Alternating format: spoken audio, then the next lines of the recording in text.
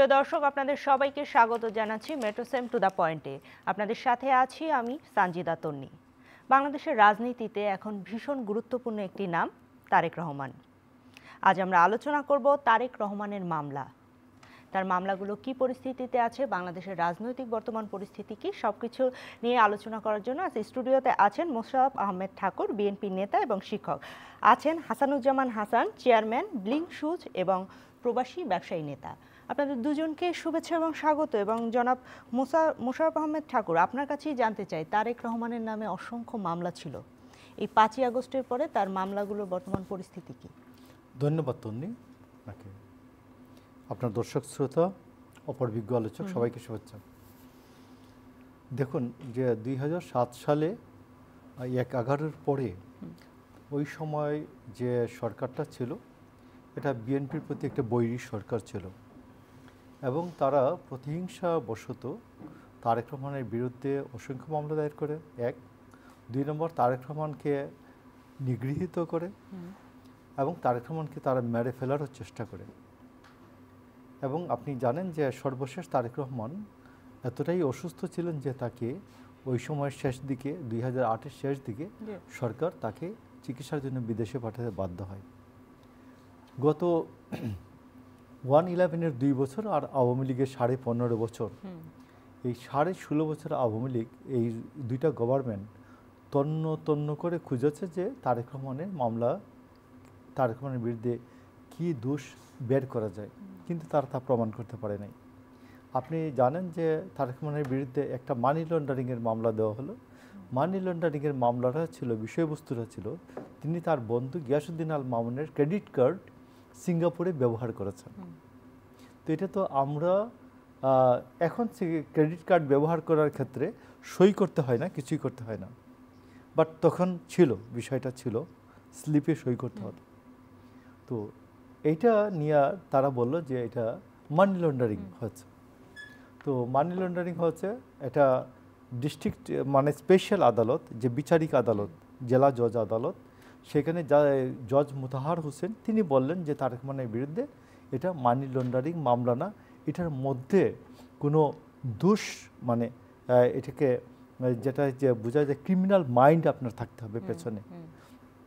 তো তিনি তা ক্রিমিনাল মাইন্ড খুঁজে না পাওয়ার কারণে মামলাটি করেন, কি বলে, তারেক রহমানকে খালাস দেন এবং 24 ঘন্টার মধ্যে চাঁদাবাজির মামলা রয়েছে, আমি এটা আসছি। দেন মুতাহার হোসেনকে 24 ঘন্টার মধ্যে দেশ ছাড়তে বাধ্য করে সরকারের গোয়েন্দা বাহিনী।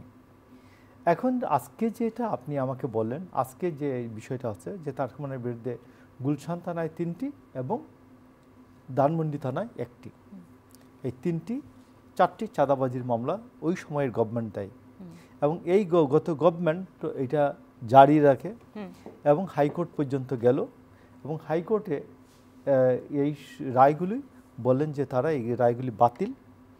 দেন আজকে হাইকোর্টের আপিল বিভাগে, সুপ্রিম কোর্টের আপিল বিভাগে তারা বললেন এই মামলাগুলি, এই বাতিলের রায় বহাল।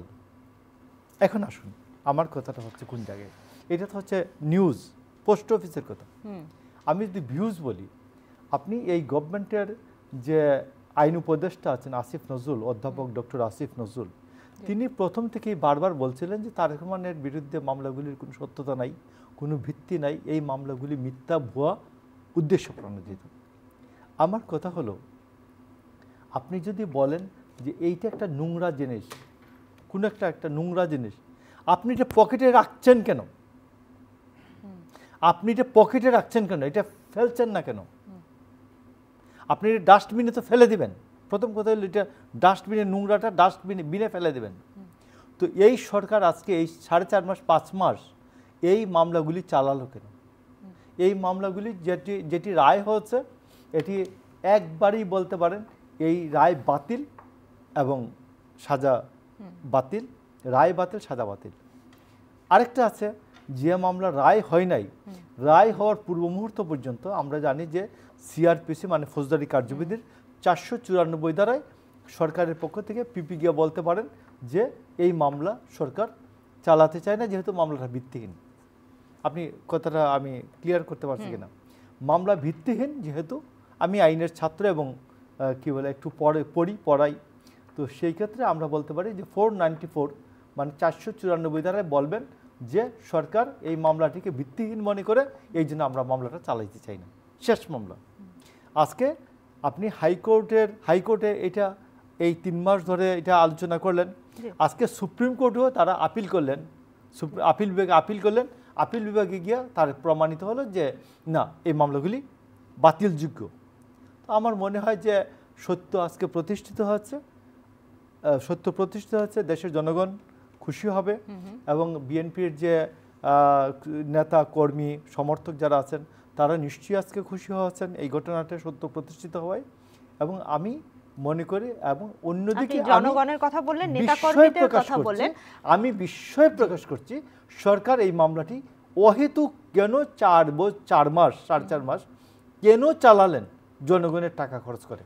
জি, আমি ফিরবো আপনার কাছে। জনাব হাসানুজ্জামান হাসান, আপনার কাছে জানতে চাই বর্তমান বাংলাদেশের যে রাজনৈতিক পরিস্থিতি দেখছেন, আপনি একজন ব্যবসায়ী নেতা, এই যে তারেক রহমানের মামলার কথা বলি বা রাজনৈতিক উদ্দেশ্য প্রণোদিত অনেক মামলা হয়, সব সময় হয়ে থাকে বাংলাদেশের, এই মামলাগুলোর তো আসলে কোনো ম্যারিজ থাকে না, এই হয়রানিমূলক মামলা, এই মামলাগুলো বন্ধের উপায় কি? আমরা যে এত সংস্কারের কথা বলছি, এই সংস্কার কে করবে? ধন্যবাদ আপনাকে, বেগম মোশাররফ ভাইকে, চ্যানেল আইর দর্শকদের। আসলে আমরা যারা প্রবাসী, প্রবাস থেকে এই জিনিসগুলি আমরা দেখতে চাই না। আমরা একটা ঐক্যমত্য চাই, যে একটা মতের মিল হয়। আজকে দেখেন ছাত্র সমাজ, যুব সমাজ যে যুগান্তকারী আন্দোলন করেছে এবং মাত্র 2 মাসের মাথায় 5ই আগস্ট সরকারের পতন হলো এবং শেখ হাসিনা সরকার, যার প্রধান, উনি পালিয়ে গেলেন দেশ ছেড়ে। তো আজকে আমরা প্রবাস থেকে এমন দেখি যে ধরেন আজকে তারেক রহমানের কথা উনি বললেন, আসলে এটা সত্যিই দুঃখজনক। এই ক্রেডিট কার্ডের কথাটা আমি একটু টেনে বলি। আমাদের দেশে, আমি নিউ ইয়র্কে থাকি, তো আমাদের কিন্তু ওইখানে একটা ক্রেডিট স্কোর হয়, না হলে ক্রেডিট কার্ডটা পাওয়া যায় না আমরা যখন অ্যাপ্লাই করি। তো অনেক সময় দেখা গেল যে আমার স্কোরটা খারাপ, একটা কার্ড নেই, তো আমার ওয়াইফের কার্ড আছে, তো সে তখন কো-সাইনার হিসেবে কিন্তু একটা কার্ড দিতে পারে, এবং ওই কো-সাইনার হিসেবে কার্ড দিলে ক্রেডিট কার্ডটা কিন্তু আমারও থাকলো, বাট রেসপন্সিবিলিটি কিন্তু আমার ওয়াইফের হয়, বা আমি যদি তাকে দেই আমার হবে। তো এইটা কিন্তু একটা মানি লন্ডারিং মামলা হয় না। সেখানে গিলটি মাইন্ড আছে কিনা সেটা বিবেচনার বিষয়, যেটি মোশাররফ আহমেদ বলছিলেন। জি জি জি জি, এইটাই, মানে কেন এমন হবে? উনি রাজনীতি করছেন, ওনার পিতা এই দেশের, আমি মনে করি সবথেকে স্বর্ণযুগে যে 3 বছর, এইটাই ছিল বাংলাদেশের 52 বছরের ইতিহাসের সবথেকে স্বর্ণযুগ, এবং ওইটার উনি নেতৃত্ব দিয়েছেন। জিয়াউর রহমান, তারপর ওনার মা দেশনেত্রী। আমরা এইভাবে ওই পরিবারটার উপর একটা অত্যাচার দেখতে পেলাম, যেটা মোটেই কাম্য না আমি মনে করি, এবং আশা করি আমি তারেক রহমান সসম্মানে বাংলাদেশে ফিরে আসবেন। আমি সরাসরি ওই দলের রাজনীতি না করলেও বাইরে থেকে কিন্তু এই ভেদাভেদটা আমি দেখতে পেয়েছি 15-16 বছরে, একটা গ্যাপ ছিল। আপনি যদি ভেদাভেদের কথা বলেন, আর খুব সাম্প্রতিক সময় আমরা দেখলাম যে সেনাবাহিনীর প্রধান ওয়াকারুজ্জামান তিনি খালেদা জিয়ার সঙ্গে দেখা করেছেন এবং বলা হচ্ছে এটি শুধুমাত্রই সৌজন্য সাক্ষাৎ। আপনি কি মনে করেন এটি শুধুমাত্রই সৌজন্য সাক্ষাৎ? আমি ধন্যবাদ জানাই সেনাপ্রধানকে। তিনি দেশনেত্রী এবং সাবেক প্রধানমন্ত্রীর সাথে দেখা করে এই জাতিকে কিন্তু আশ্বস্ত করেছেন। দেখুন, বেগম জিয়া এখন স্বাস্থ্যের অবস্থা ভালো না, আপনারা সবাই জানেন যে তাকে বিদেশে চিকিৎসা করতে যেতে দেওয়া হয় নাই, বিদেশ থেকে ডাক্তার আনা হয়েছিল। অনেক সময় অনেক ট্রিটমেন্ট কিন্তু বাংলাদেশে করা যায় না, ডাক্তার আনলেও কিন্তু সেই ফ্যাসিলিটিটা থাকে না। অথচ ছোটোখাটো চিকিৎসার জন্য কিন্তু অহরহ অনেক মন্ত্রী, প্রেসিডেন্ট, প্রধানমন্ত্রী এনারা কিন্তু দেশের বাইরে গেছেন। জাতি খুব খুশি হয়েছে, আশ্বস্ত হয়েছে। সেনাপ্রধান তাকে সেনাবাহিনীর পক্ষ থেকে একটি সম্মান দেখিয়েছেন। আমরা খুব প্রবাসীরা আশান্বিত হয়েছি। জি, এটা আমাদের রাজনীতিতেও একটা পজিটিভ ব্যাপার। কিন্তু মোশাররফ আহমেদ, আপনার কাছে জানতে চাই আমি, সেনা প্রধান তার একটা প্রোটোকল রয়েছে, তিনি তার যে প্রোটোকল রয়েছে সেখানে তিনি কোনো রাজনৈতিক দলের সঙ্গে সরকারের আদেশ ছাড়া দেখা করতে পারেন না। সেখানে আপনি কি মনে করেন যে সরকারিভাবে তিনি দেখা করতে গিয়েছিলেন? বাংলাদেশে ইতিহাসে এটা আর কখনোই আসবে না। দেশনেত্রী বেগম খালেদা জিয়া একজন বীরুত্তমের স্ত্রী, স্বাধীনতার ঘোষকের স্ত্রী। হয়তো বাংলাদেশে বহু প্রধানমন্ত্রী আসবেন, বহু দলীয় নেত্রী আসবেন, কিন্তু বাংলাদেশের একজন বীরুত্তমের স্ত্রী, একজন সাবেক সেনাবাহিনী প্রধানের স্ত্রী, একজন সাবেক প্রেসিডেন্টের স্ত্রী। আপনি আসুন যে বাংলাদেশের ইতিহাসে হয়তো এই বাংলাদেশ আগামী হাজারো বছর টিকে থাকবে, কিন্তু কোনো বীরুত্তমকে আর রাষ্ট্রপতি হিসাবে, প্রেসিডেন্ট হিসেবে পাওয়া যাবে না। কোনো বীরুত্তম এবং প্রেসিডেন্ট, তার স্ত্রী প্রধানমন্ত্রী হবেন না। এবং এইরকম একজন ব্যক্তির সাথে সেনাপ্রধান যিনি দেখা করতে গিয়েছেন, তাকে কোনো প্রটোকলই আটকায় না। কেন আটকায় না? দেখুন, তিনি যদি বিবেচনা করেন যে একজন বীরুত্তমের স্ত্রীর সাথে দেখা করবেন, তিনি যদি মনে করেন একজন বীরুত্তমের স্ত্রীর সাথে দেখা করবেন, সে মুক্তিযুদ্ধের গৌরব উজ্জ্বল জীবিতদের সর্বোচ্চ যে খেতাব বীরুত্তমের স্ত্রীর সাথে দেখা করতে গিয়েছেন, ওকে, কোনো প্রটোকলই আটকায় না। তিনি যদি মনে করেন যে একজন সাবেক রাষ্ট্রপতির স্ত্রীর সাথে দেখা করতে গিয়ে, সাবেক সেনা প্রধানের স্ত্রীর সাথে দেখা করতে গিয়েছেন, কোনো প্রটোকলই আটকায় না। রওশন এরশাদও কিন্তু অসুস্থ, তাকে কি দেখতে রওশন যাবেন? এরশাদ, আমি আপনাকে বলি যে তিনিও তো সাবেক সেনা প্রধানের আমি একজন রাজনৈতিক কর্মী বটে এবং পাশাপাশি একটু পড়াই, লোকজন বলে হার্ট না বলার জন্য। রওশন এরশাদ গত 2014 সাল থেকে বাংলাদেশের জনগণের সাথে যে বিশ্বাসঘাতকতা করেছেন, এমনকি তার স্বামী এরশাদের সাথে যে মুনাফেকি করেছেন, আমি তো মনে করি রওশন এরশাদ এখন পর্যন্ত জেলের বাইরে আছে কিভাবে? How could? যে 2014 সালে যখন বিনা ভোটের নির্বাচনটি হয়, এরশাদ কিন্তু বলেছিলেন যে আমি রিজাইন করলাম, জাতীয় পার্টির সবাই আমি উইথড্র করলাম নমিনেশন পেপার, তোমরা সবাই উইথড্র করো। 1/3 বা 2/3 উইথড্র করে ফেলো, এরশাদ নিজে উইথড্র করলেন। এবং শেখ হাসিনার ওই সময়ের যে তার অনুগত নির্বাচন কমিশন, তারা বললেন এই উইথড্রয়াল যথাযথ হয় নাই। এরশাদ বেরিয়ে বললেন আমি তো উইথড্র করেছি, আমি নির্বাচিত হলাম কিভাবে? এবং রওশন এরশাদকে ধরে নিয়ে সিএমএইচে বন্দি করে রাখা হলো। আর রওশন এরশাদ এই গভর্নমেন্টের ওই সময় ফাঁদে পা দিয়ে রওশন এরশাদ নির্বাচনটি করেছেন। ঠিক এই অপরাধের জন্য রওশন এরশাদকে জেলে নেওয়া যায়, ভিতরে নেওয়া যায়। বাংলাদেশের মানুষের অধিকারের বিরুদ্ধে, ভোটাধিকারের বিরুদ্ধে চক্রান্ত করেছেন। শেখ হাসিনার চক্রান্তের অংশীদার ছিলেন। 2018 সালে তিনি যে চক্রান্ত করেছেন এবং 2024 সালে যে বাংলাদেশের অধিকারের বিরুদ্ধে রওশন এরশাদ যে বারবার দাঁড়িয়েছেন, রওশন এরশাদকে দেখা তো দূরের কথা, আমি বলছি যে বাংলাদেশে রওশন এরশাদ এখনো জেলের বাইরে আছে কিভাবে? যদি শেখ হাসিনার সহযোগী হিসেবে জেলে যায়, ও জেলের বাইরে আছে কিভাবে রওশন? আপনার বিএনপির পক্ষ থেকে তো মামলা দায়ের করতে পারেন। আমি মামলা দায়ের করব কেন? এই যে গভর্নমেন্ট আছে, যে ডক্টর ইউনূসের সরকারের গভর্নমেন্ট যে আছে, তার একটা স্বরাষ্ট্র মন্ত্রণালয় আছে, তার একটা আইন মন্ত্রণালয় আছে, এবং এইরকম বিশেষ পরিস্থিতিতে বেসিক্যালি দুইটা মন্ত্রণালয় রাষ্ট্র চালায়। একটা হচ্ছে আইন মন্ত্রণালয়, আর একটা হচ্ছে স্বরাষ্ট্র মন্ত্রণালয়। স্বরাষ্ট্র মন্ত্রণালয় হচ্ছে প্রজ্ঞাপনগুলি জারি করে, আর আইন মন্ত্রণালয় আর স্বরাষ্ট্র মন্ত্রণালয় ধরে আনে।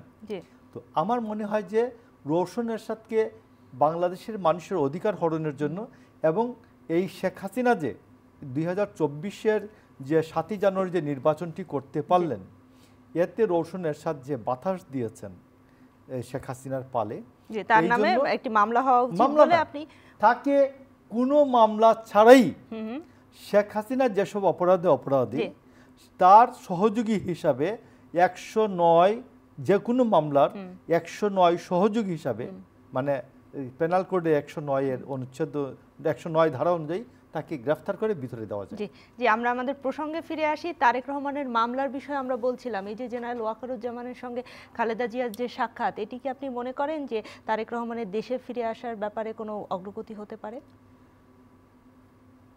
আমি আপনি বলি যে আপনি যদি বলেন যে তারেক রহমান যে দেশে এখন আসলেই যে আসতে পারেন না, যে আসতে পারেন, কিন্তু তারেক রহমান বাংলাদেশের মানুষের যে অধিকার নিয়ে তারেক রহমানের যে লড়াইটা, সেই লড়াইটা হচ্ছে আমাদের সংবিধানের 7-1 অনুচ্ছেদের যে বক্তব্যটা হচ্ছে এই দেশের সকল ক্ষমতার মালিক জনগণ। তো এই জনগণের মালিকানাটা ফিরিয়ে দেওয়ার লড়াইটা বেসিক্যালি করছেন তারেক রহমান, এবং সেই ক্ষেত্রে আমি মনে করি যে এই লড়াইটা আমাদের শেষ হয়ে যায়নি। আমি মনে করি এই লড়াইটা হচ্ছে একটি জনগণতান্ত্রিক বাংলাদেশ আমরা চাই, এবং পিপলস রিপাবলিক যেটাকে বোঝাই। তো সেইখানে পিপলস রিপাবলিকটা প্রতিষ্ঠার জন্য বাংলাদেশের মানুষের জনগণের মালিকানাটা প্রতিষ্ঠিত হওয়া দরকার, আপনার আমার মালিকানাটা প্রতিষ্ঠিত হওয়া দরকার। এই মালিকানাটা প্রতিষ্ঠিত হওয়ার অনেকগুলি ধাপ আছে। অনেকগুলি ধাপের মধ্যে প্রথম ধাপটার নাম হচ্ছে একটি নির্বাচিত সরকার। দ্বিতীয় ধাপটি হচ্ছে যে আমাদের প্রতিষ্ঠানগুলিকে শক্তিশালী করা দরকার, যেমন হিউম্যান রাইটস কমিশন থেকে আরম্ভ করে। এই সংস্কারগুলো যখন সব সম্পন্ন হবে তখন কি তিনি দেশে ফিরবেন? আমি এটাকে সংস্কার বলবো কেন, এইগুলি হচ্ছে আমার প্রাপ্য আরো 54 বছর আগে থেকে। আমাদের এই প্রতিষ্ঠানগুলি সবগুলি প্রতিষ্ঠানই ছিল, এই প্রতিষ্ঠানগুলি ছিল, আমি আপনাকে বলছি, এটা শেখ হাসিনা নষ্ট করছেন। আপনি কি শুনেছেন যে কোনোদিন জজ মুতাহার হোসেনের আগে সরকারের মন মতো রায় না দেওয়ার কারণে কোনো কোনো জেলা জজকে ঘাড় ধরে দেশ থেকে বের করে দেওয়া হচ্ছে? আপনি কি কোনদিন 54 বছরে শুনেছেন যে একজন সরকারের মন মতো রায় না দেওয়ার কারণে, আমি শেষ করছি পয়েন্টটা, যে একজন প্রধান বিচারপতিকে তার চেয়ার থেকে একজন সেনাবাহিনীর লোক গিয়ে লাথি দিয়ে ফেলে দিয়েছেন এবং ঘাড় ধরে বাংলাদেশ থেকে বের করে দিয়েছেন? এই ঘটনাটা কি ঘটেছে? এটা শেখ হাসিনা আমলে ঘটেছে। জি, আমি ফিরবো আপনার কাছে, এই প্রসঙ্গ নিয়েই ফিরবো। অসংখ্য ধন্যবাদ। হাসানুজ্জামান হাসান, আপনার কাছে জানতে চাই, এই যে তারেক রহমানের মামলা নিয়ে কথা বলছিলাম, এবং বাংলাদেশের জনগণ তো জানতে চায় তারেক রহমান কবে দেশে ফিরবেন। এটি কিন্তু সবসময় বর্তমান সময়ে একটি ট্রেন্ডিং প্রশ্ন। তা আপনি কি মনে করেন তারেক রহমান যে পরিস্থিতিতে চিকিৎসার জন্য বিদেশে চলে গেলেন এবং এই মাঝখানে এতগুলো বছর পার হয়ে গেল, তারেক রহমান দেশে ফিরছেন না কেন? দেখুন, তারেক রহমান যুব সমাজের আশার প্রতীক, এইভাবে সারা দেশের মানুষ তাকে দেখে। দল তো আছে, দলের বাইরেও, এবং উনি কিন্তু আসলে উনি যথার্থই বলেছেন যে ওনাকে জোর করেই পাঠিয়ে দেওয়া হলো, এবং ওই সময় উপায় ছিল না, তার চিকিৎসার জন্য দরকার ছিল। তারেক রহমান কিন্তু ঘরে বসে থাকেননি, উনি কিন্তু লন্ডনে থেকে উনি কিন্তু সব সময় জাতিকে কিছু বলতে চেয়েছেন। ওনার মধ্যে একটা পরিবর্তন এসেছে যে আমাদেরকে এখন এই রাউটে যাওয়া উচিত। এখন কিন্তু অনেক যুব সমাজ, নেতৃত্ব কিন্তু আর আগের মতো নাই। সো কল্ড ওই যে নেতারা বলল একটা ডিস্ট্রিক্টে অন্যরা সবাই শুনছে, এরকম না। সবার মধ্যে দেখেন একটা পরিবর্তন এসেছে। তো তারেক রহমানের সেনাপ্রধানের দেখার সাথে আমি মনে করি তার আসার কোনো সম্পর্ক নাই। উনি অনেক কিছু কিসের সঙ্গে সম্পর্ক রয়েছে, মামলার সঙ্গে নাকি ওই দেশে অ্যাসাইলাম আছে তার সঙ্গে? না না না, এটা তো অ্যাসাইলাম হতেই পারে। আমাদের এখানে অনেক লোক যে অ্যাসাইলাম নেন, অ্যাসাইলামের যখন প্রয়োজনটা ওনার, সম্পর্কটা কোথায়, মামলার সঙ্গে নাকি উনি সঠিক সময়ের অপেক্ষা করছেন? উনি একটা সঠিক সময়ের অপেক্ষা করছে, এবং বাংলাদেশে উনি সসম্মানেই ফিরে আসবে, যার কারণে উনি প্রতিদিন কিছু না কিছু বলছে। দেখেন উনি কিন্তু ওনার বক্তব্যগুলো কিন্তু ভীষণ জনপ্রিয় হচ্ছে এই সময় তরুণ সমাজের কাছেও। তরুণ সমাজ এখন বাংলাদেশের নেতৃত্ব দিচ্ছেন বলা যায়, তাদের কাছেও কিন্তু জনপ্রিয় হচ্ছে, এবং সঠিক সময়ে উনি ফিরে আসবেন, আমার কাছে এটা মনে হয়। তরুণ সমাজের নেতৃত্বকে আপনি কিভাবে দেখছেন? এখানে যে বৈষম্যবিরোধী ছাত্র আন্দোলন রয়েছে, তারা নতুন করে একটি রাজনৈতিক দল করতে চেয়েছিল, এখন তারা রাজনৈতিক শক্তি হিসাবে আবির্ভূত হতে চায়। পাশাপাশি তারা একটা প্রোক্লেমেশন দিতে চেয়েছিল 31 ডিসেম্বর, যেটি 15 তারিখে বর্তমান সরকার দিবে বলেছেন। এই যে তরুণ সমাজের সরকারের প্রতি চাপ প্রয়োগ করা, বা সরকার এবং তরুণ সমাজ মিলেমিশেই বোধহয় দেশটাকে চালাচ্ছে, সেটিকে কেমন দেখছেন? হ্যাঁ, একদম, আমরা তো দেখতেই পাচ্ছি তরুণ সমাজ তারাও উদ্গ্রীব। এদিকে বিএনপি সহ তারেক রহমানও বলছে যে তরুণদের নেতৃত্ব নেওয়া উচিত, উনিও একজন তরুণ। তো আর আমাদের যে একদম যুব সমাজ আছে তারাও সামনে আসেন। আসলে আমি মনে করি একটা প্রবাসী হিসাবে এটা বলাটা অত সহজ, কিন্তু করাটা এত ঠিক না। আমাদের যখন ভোটের ব্যালট বাক্সে যাই তখন কিন্তু আমরা সো কল্ড ধরেন দুইটা প্রতীকের সাথে কিন্তু আমরা পরিচিত। তো এইখানে নূতন একটা প্রতীক যদি আসতে চায় অবশ্যই তারা এই গণতান্ত্রিক সমাজে আসতে পারে, এটাতে কোনো বাধা নাই। কিন্তু মানুষের মনে কিন্তু ওই দুইটা প্রতীক আছে, এই দুইটা প্রতীক থেকে যদি ইলেকশন ওনারা করতে পারে আরেকটা প্রতীক, এইটা অবশ্য সরকারের সিদ্ধান্তের উপর নির্ভর করে। তো এখন যদি ধানের শীষ বা অপর একটা প্রতীক আছে তারা যদি দেখে, আমার তো মনে হয় ওই গ্রামের মানুষটা এই সংস্কার, ওই যে ধান ক্ষেতের এই মানুষটা এই জিনিসটা করে ফেলতে হবে। এই যে ছাত্রদের যে দলটি হচ্ছে, আপনি বললেন সরকারের সিদ্ধান্তের উপরে, এই সরকারের সহযোগিতায় কি এরা দল গঠন করছে নতুন? সরকারের সহযোগিতা না করলেও আমরা যারা প্রবাস থেকে দেখলাম, সকালবেলা বলা হলো যে আপনার এটার সাথে কোনো সম্পর্ক নাই, আবার রাতের বেলা আজকে একটা শুভবুদ্ধির পরিচয় তারা দিয়েছেন, বলেছেন যে তারা সব রাজনৈতিক দলের সাথে প্রোক্লেমেশনটা নিয়ে কথা বলবেন। এটা একটা ভালো একটা উদ্যোগ, সবাইকে ডেকে তারা যদি কথা বলে। সংবিধান বিভিন্ন সময় কাটাছেঁড়া হয়েছে, এটা যুগের প্রয়োজনে হয়, আবারও হয়তো হবে। অন্তর্বর্তীকালীন সরকারের মধ্যে বৈষম্যবিরোধী ছাত্র আন্দোলনে 3 জন নেতা রয়েছেন। আপনি কি মনে করেন যে সরকার এরা যে নতুন দল গঠন করবে সেখানে সরকার সহযোগিতা করছে? নতুন দল গঠনের জন্য তো সরাসরি সহযোগিতা দেখছি না, বাট ওনাদের যে অ্যাক্টিভিটি, আপনার প্রশাসনের যে কার্যক্রম, সবখানে তো বৈষম্য বিরোধী ছাত্র আন্দোলন আছে এবং আমরা তাদেরকে, আমি বিশেষ করে একজন প্রবাসী হিসাবে স্বাগত জানাই। কারণ মানে অন্য বড় রাজনৈতিক দলগুলোও কিন্তু 15-16 বছরে করতে পারে না, এই ছেলেরাই কিন্তু অনেক স্যাক্রিফাইস করে ওনারা প্ল্যাটফর্মটা তৈরি করে দিয়েছিলেন আর এনারা কিন্তু জিনিসটাকে সম্পূর্ণ করেছেন। তো এই ছেলেদেরও কিন্তু একটা ভীষণ অবদান জাতির প্রতি আছে এবং জাতি, আমরা তাদেরকে সম্মান দিতে চাই। জি, অসংখ্য ধন্যবাদ। আপনার কাছে জানতে চাই, এই যে বর্তমান সরকারের যে বর্তমানে যেভাবে তারা দেশ চালাচ্ছে এবং আমরা তারেক রহমানের যে মামলা নিয়ে কথা বলছি, এই যে তার অসংখ্য মামলা ছিল, কিছু কিছু মামলা আমরা দেখলাম 21শে আগস্ট গ্রেনেড হামলা মামলা, সেটির রায় হয়েছে। সবকিছু মিলিয়ে যে মামলার জট কতদিনে খুলবে বা কি দেখছেন, মামলাগুলো কি দীর্ঘায়িত হচ্ছে? আপনার এই কথাগুলির কোশ্চেনের উত্তর কিন্তু আমি আগে দিয়েছি। জি জি, আমি আরেকটু ডিটেইলস জানতে চাই। মামলাগুলির জট খোলার কোনো প্রশ্নই নাই। এটা জট খুলতে গেলে সরকার যদি চায়, গভর্নমেন্ট চায়, এটা একদিনের ব্যাপার। আমি আপনাকে বলছি, ডক্টর ইউনূসের যে মামলাগুলি যে শেষ হয়ে গেল, উনি 8 তারিখে দেশে আইসা পৌঁছানোর আগে সবগুলি মামলা হাওয়া হয়ে গেছে না? তো আমি আপনাকে বলছি যে সরকারের সদিচ্ছার প্রশ্ন। এখন আসুন মামলাগুলি নিয়ে আমি বলি। আজকে তারেক রহমান ধরুন, আমি মনে করলাম দেশে আসলেন, উনি আইনকে মান্য করে উনি কারাগারে গেলেন। সরকার কি পরিস্থিতি সামলাতে পারবে? যে বাংলাদেশে যে ভঙ্গুর পুলিশের অবস্থা, জেলা থেকে থানা পর্যন্ত, থানা থেকে আরো 30 কিলোমিটার দূরে একটা ইউনিয়ন, ওইখান পর্যন্ত যে পরিস্থিতিটা, এটা বিএনপি সামলায় এখন। তো এই বিএনপির কর্মীদেরকে কি বোঝানো যাবে? কারণ আমার সংগঠনটা অনেক বড়, আমার সংগঠনটা ক্যাডার বেসড না, আমার পার্টিটা হলো মাস পলিটিক্যাল পার্টি বলে, ঠিক গণসংগঠন। জনগণের প্রত্যাশা, জনগণের অভিপ্রায়ের উপর এই সংগঠনটা চলে। তো এইটা সামলানো যাবে না, এটা হলো একটা কোয়েশ্চেন। তো আরেকটা হচ্ছে যে আমি আপনাকে বলছি যে আজকে দেশে আরেকটা অবস্থা, এটা আমার মনে হয় আপনি যেটা আনলেন ঘোষণাপত্রের কথাটা, আমি এটাতে একটু আসি।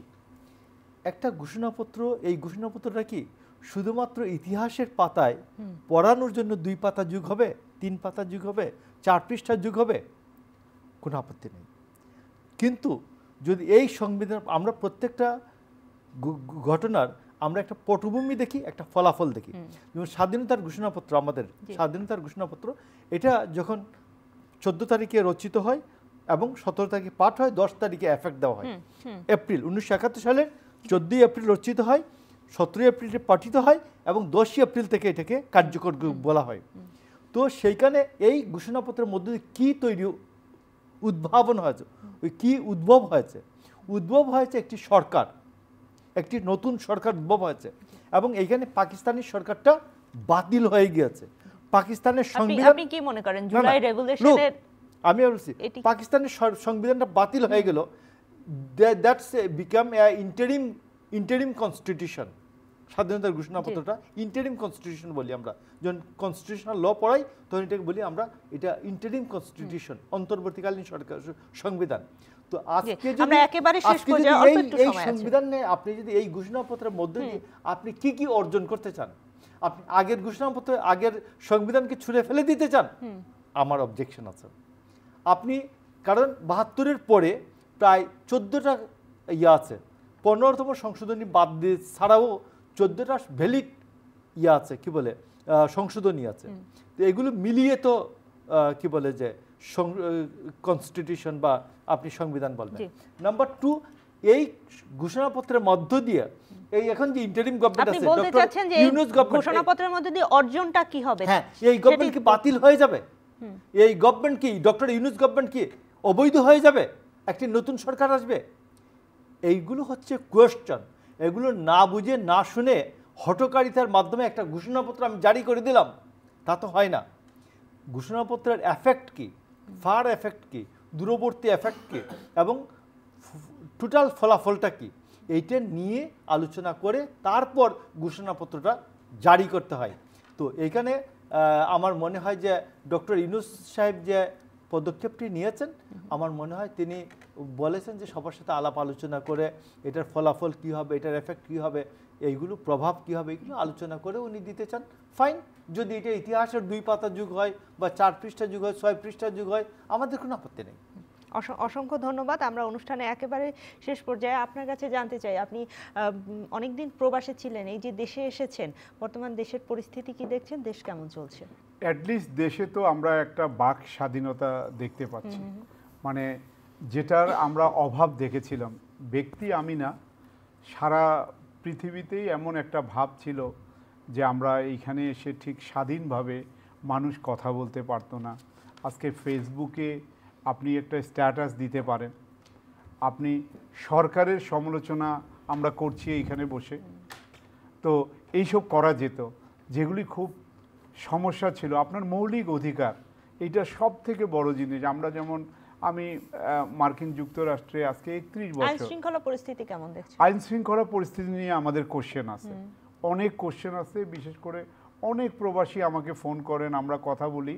এখনো বাংলাদেশের ব্যবসা বাণিজ্যের কি অবস্থা?